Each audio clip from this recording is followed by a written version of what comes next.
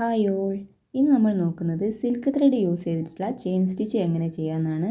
നമ്മൾ normally machine thread use ചെയ്തിട്ടാണ് chain stitch സ്റ്റാർട്ടിങ്ങിലെ പഠിച്ചിട്ടുണ്ടായിരുന്നത്. അപ്പോൾ നമ്മൾ ഒരൊറ്റ ഇഴയിലുള്ള ത്രെഡ് യൂസ് ചെയ്തിട്ടാണ് നമ്മൾ ചെയിൻ സ്റ്റിച്ച് ഇട്ടിട്ടുണ്ടായിരുന്നത്.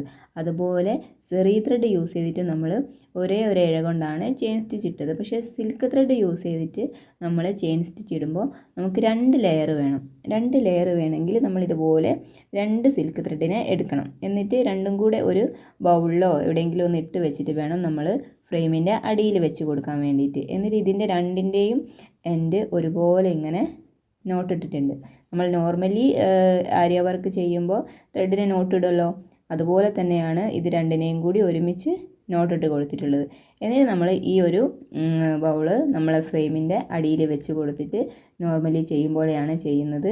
അപ്പോൾ എങ്ങനെയാണ് ചെയിൻ സ്റ്റിച്ച് ചെയ്യുന്നതെന്ന് നമുക്ക് നോക്കാം. ഓക്കെ, ഇപ്പോൾ നമ്മൾ ആ 2 സിൽക്ക് ത്രെഡിനെയും കൂടി നമ്മൾ അടിഭാഗത്ത്, അതായത് നമ്മളെ സ്റ്റാൻഡിൻ്റെ അടിയിൽ വെച്ചിട്ടുണ്ട്. അപ്പോൾ നമ്മൾ നോർമലി ചെയ്യും പോലെ ലൂപ്പിനെ ഇങ്ങനെ അടിയിൽ നിന്ന് വലിച്ചെടുക്കുമ്പോൾ നമുക്ക് 2 ലൂപ്പ് കിട്ടാനുണ്ടാവും എന്നുള്ളത് ഓർത്തിട്ട് വേണം നമ്മൾ പതിയെ ഇങ്ങനെ വലിച്ചെടുക്കാൻ വേണ്ടിയിട്ട്.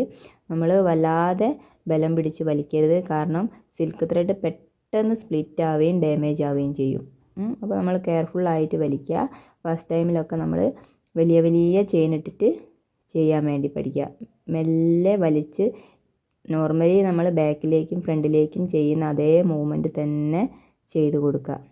ഓക്കെ, മെല്ലെ വലിക്കുമ്പോൾ നമ്മൾ 2 ത്രെഡും ഇതിലേക്ക് വന്നിട്ടുണ്ടോ എന്ന് നോക്കിയിട്ട് വേണം ഇങ്ങനെ വലിച്ചെടുക്കാൻ വേണ്ടിയിട്ട്. ചിലപ്പോൾ നമ്മൾ വലിക്കുന്നതിൻ്റെ പ്രശ്നം കൊണ്ട് നമുക്ക് അടിയിൽ നിന്ന് ഒരു ലൂപ്പിനെ മാത്രമൊക്കെ ആയിട്ട് നമുക്ക് മുകളിലേക്ക് കിട്ടുള്ളൂ. അപ്പോൾ നമ്മൾ അങ്ങനെ കിട്ടുമ്പോൾ അതിനെ അവിടെ ഒഴിവാക്കിയിട്ട് രണ്ടും കിട്ടുന്ന രീതിയിൽ വേണം പിടിച്ചു കൊടുക്കാൻ വേണ്ടിയിട്ട്. വല്ലാതെ പിടിച്ചൊന്നും വലിക്കരുത്.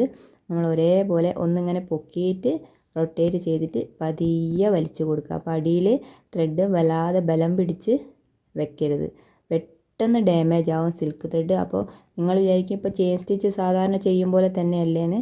പക്ഷേ നമ്മൾ സിൽക്ക് ത്രെഡ് കൊണ്ട് ചെയ്യുമ്പോൾ അതൊന്ന് നന്നായിട്ട് പ്രാക്ടീസ് ആയി വരണം. അപ്പോഴേ നമുക്കത് എങ്ങനെയാണ് 2 ത്രെഡും കൂടെ ഒരുമിച്ച് കിട്ടുകയെന്നൊക്കെ ഉള്ളത് നമുക്ക് മനസ്സിലാവുള്ളൂ. ഇങ്ങനെയാണ് സിൽക്ക് ത്രെഡ് വെച്ചിട്ട് നമ്മൾ ചെയിൻ സ്റ്റിച്ച് ഇട്ട് പോവേണ്ടത്. ഓക്കെ.